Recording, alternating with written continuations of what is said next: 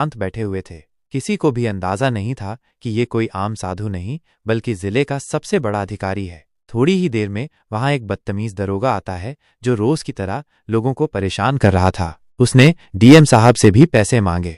जब डीएम साहब ने पैसे देने से मना किया तो उस दरोगा ने बीच चौराहे पर सबके सामने डीएम साहब को जोरदार थप्पड़ मार दिया और बुरी तरह बेइज्जत कर दिया, जिसे देख डीएम साहब के पैरों तले जमीन खिसक जाती है। और इस कहानी को पूरा सुनने के बाद आपके शरीर के रोंगटे खड़े हो जाएंगे। नमस्कार दोस्तों, स्वागत है आपका black truth story YouTube channel पर। दोस्तों, वीडियो शुरू करने से पहले आपसे एक छोटी सी रिक्वेस्ट है। आप हमारी ये वीडियो कहाँ से देख रहे हो? Delhi, Mumbai, UP, Bihar, Kolkata, Dubai, London या फिर अमेरिका से? आप अपना नाम और शहर का नाम कमेंट बॉक्स में ज़रूर लिखिए, क्योंकि आपका नाम और आपका शहर जानना मेरे लिए बेहद ज़रूरी है। और हाँ दोस्तों, जब मैं आपका नाम और शहर पढ़ता हूँ तो एक अजीब सी खुशी होती है, लगता है आप मेरे अपने हो। दोस्तों, आज मैं आपसे ये नहीं कहूँगा कि आप मेरे यूट्यूब चैनल को सब्सक्राइब कर लो, लेकिन आपसे हाथ जोड़कर निवेदन है कि इस वीडियो को आखिरी तक ज़रूर देखना, क्योंकि इस कहानी के बाद आपके अंदर एक ऐसी आग जलेगी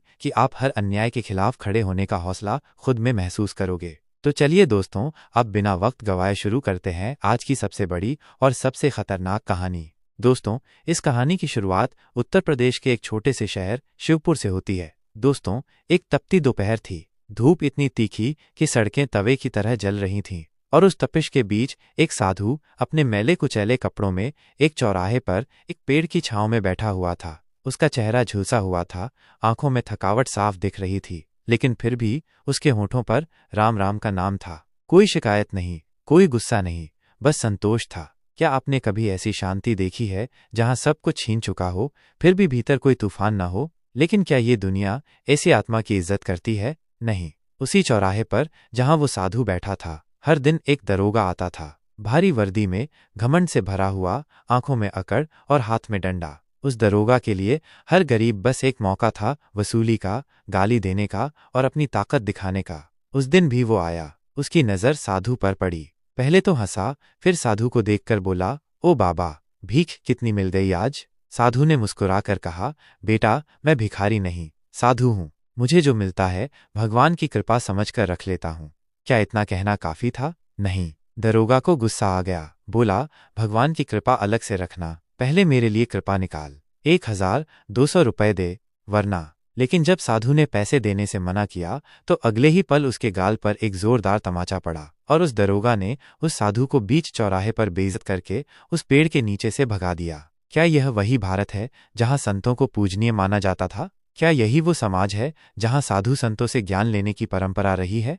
साधु की आंखें भर आईं, पर वह रुका नहीं। वह चुपचाप उठा, अपने कमंडल को संभाला और बिना कुछ कहे थाने की ओर चल पड़ा। क्या उसे पता था कि वहां भी अपमान मिलेगा? शायद हाँ, लेकिन क्या कोई व्यक्ति उम्मीद के सहारे नहीं जीता? जब वो थाने पहुंचा तो वहां बैठे अफसरों ने उसे ऊपर से नीचे तक देखा, जैसे कोई कीड़ा मकोड़ा हो। वो हाथ जोड़कर बोला, दरोगा जी ने मुझे मारा है बिना किसी वजह के, क्या मुझे इंसाफ मिलेगा? थानेदार हंस पड़ा, अब यह भी इंसाफ मांगने लगे हैं, चल हट यहाँ से, अगर फिर कभी थाने के पास दिखा तो और मार पड़ेगी। और फिर उसे धक्के मारकर बाहर निकाल दिया गया। सोचिए, जब एक गरीब व्यक्ति कानून के दरवाजे पर जाए और उसे वहां से भी धक्के मिले तो फिर वो जाए तो कहाँ? लेकिन उस साधु ने हार नहीं मानी। उसके आंसू अब गवाह बन चुके थे। उसकी पीड़ा अब केवल निजी नहीं थी, वो अब पूरे सिस्टम पर सवाल बन चुकी थी। उसने ठाना कि अब वो सीधे जिलाधिकारी के पास जाएगा। क्या उसे उम्मीद थी कि वहां सुनवाई होगी, या फिर बस यही आखिरी रास्ता बचा था? वो कांपते हुए पैरों से, सूखे होठों और थरथराती आवाज के साथ डीएम ऑफिस की ओर निकल पड़ा। और ये सफर सिर्फ एक व्यक्ति का नहीं था, ये सफर था एक पूरी व्यवस्था को आईना दिखाने का। कुछ घंटों बाद वो साधु डीएम ऑफिस के गेट पर पहुंच गया। डीएम ऑफिस का गेट भारी था, जैसे किसी महल का दरवाजा हो, और उसके सामने खड़ा वो साधु, जिसकी उम्र ने उसके कंधों को झुका दिया था और आत्मा ने उसके चेहरे को तपस्वी बना दिया था। वहां खड़े गार्ड्स ने उसे देखा और हंसते हुए कहा, बाबा, ये सरकारी दफ्तर है, यहाँ कोई भंडारा नहीं चल रहा है। लेकिन उस साधु ने सिर्फ एक बात कही, मैं जिलाधिकारी से मिलना चाहता हूँ, कुछ कहना है उनसे।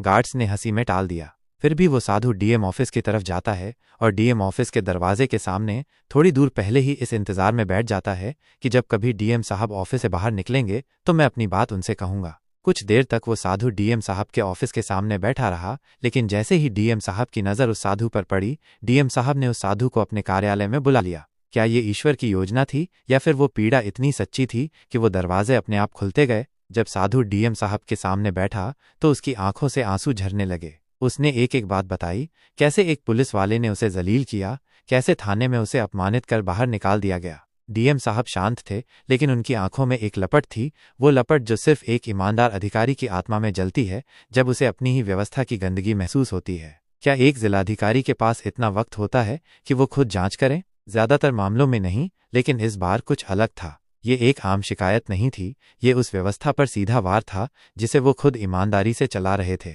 डीएम साहब ने निर्णय लिया, अब ये मामला मेरी मेज पर नहीं, मेरी आंखों के सामने सुलझेगा। और उन्होंने ऐसा किया जो शायद ही कोई अफसर करता है। उन्होंने उसी साधु का भेष धारण किया, वही गेरुए वस्त्र, वही मटमैली चादर, वही जूते जिनकी सिलाई खुल चुकी थी, और हाथ में एक पुराना कमंडल। अब कोई भी नहीं जान सकता था कि इस साधु की आंखों के पीछे वो नज़र छिपी थी जो पूरे जिले की तकदीर लिखती है। लेकिन क्या ये सही तरीका था? क्या एक जिलाधिकारी का इस तरह सड़कों पर उतरना उचित था? शायद नहीं, लेकिन कभी कभी कुछ गलतियां जरूरी होती हैं ताकि बड़े सच सामने आ सकें। अगले ही दिन ठीक उसी चौक पर जहां पहले एक साधु का अपमान हुआ था, अब वही दृश्य फिर से दोहराया जाना था, लेकिन इस बार साधु कोई आम आदमी नहीं, खुद डीएम थे। वो चुपचाप एक कोने में जाकर बैठ गए, राम नाम का जाप करने लगे, और थोड़ी ही देर में वही दरोगा उसी रोब और गुस्से के साथ आ पहुंचा। उसकी नज़र जैसे ही डीएम साहब पर पड़ी, उसने बिना किसी दया के आवाज़ लगाई, ओ ए, फिर से एक नया बाबा आ गया है कमाई करने। चल उठ, ये कोई तपोभूमि नहीं है, ये मेरा इलाका है। डीएम साहब ने कुछ नहीं कहा, सिर झुकाकर देखा। क्या अब भी दरोगा को शक होना चाहिए था? शायद नहीं, क्योंकि उसे तो आदत थी हर गरीब को नीचा दिखाने की। तभी दरोगा पास आया और बोला, पैसे निकाल, यहाँ बैठने का किराया है। जब डीएम साहब ने मना किया तो दरोगा ने उन्हें धक्का दिया और थप्पड़ जड़ दिया, एक ऐसा थप्पड़ जो शायद पूरे सिस्टम को झंझोड़ देने वाला था। क्या उसने सोचा था कि जिसे वो साधु समझ रहा है वो उसी का सबसे बड़ा अधिकारी है? डीएम साहब ने फिर भी कुछ नहीं कहा। वो चुपचाप उठे और थाने की ओर चल दिए। अब इस कहानी का सबसे कड़वा सच सामने आने वाला था। क्या अब भी थाने में उन्हें इंसाफ मिलेगा या फिर वही व्यवहार दोहराया जाएगा जो उस पहले साधु के साथ हुआ था? यह सवाल अब सिर उठाने लगे थे और जवाब मिलने वाला था, बेहद जोरदार अंदाज में। डीएम साहब साधु के भेष में थाने के गेट पर पहुंचे, वही थाना जहां पहले उस असली साधु को धक्के मारकर निकाला गया था। सूरज सर पर था, लेकिन अंदर खड़ी अन्याय की दीवार उससे कहीं ज्यादा तप रही थी। जैसे ही उन्होंने थाने के गेट पर कदम रखा, एक हवलदार ने उन्हें दूर से ही देख लिया, आंखों में वही घमंड, वही तिरस्कार। अबे ओ बाबा, ये मंदिर नहीं है, थाना है। चल हट यहाँ से, अंदर आने की इजाजत नहीं है। डीएम साहब ने शांत स्वर में कहा, मुझे थानेदार से मिलना है, उसने ही बुलाया है मुझे।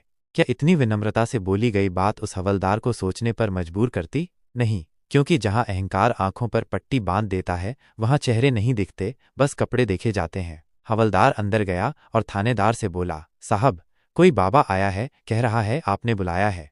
थानेदार का माथा सुलग उठा, क्या मैंने कब बुलाया किसी बाबा को? आजकल ये भिखारी लोग भी खुद को वीआईपी समझने लगे हैं। और गुस्से से भरा हुआ थानेदार दरवाजे की ओर दौड़ा। क्या आपको लगता है अब कोई संभल जाएगा, कि शायद अब दिल पसीज जाएगा?